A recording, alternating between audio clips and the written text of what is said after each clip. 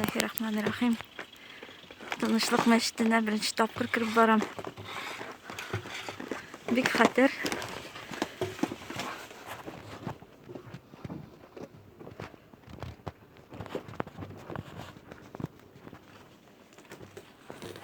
Шундай стенаның беренче каты өелеп килә.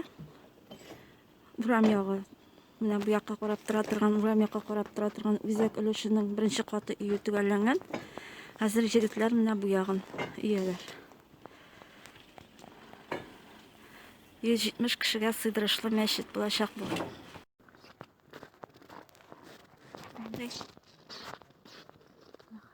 Бина.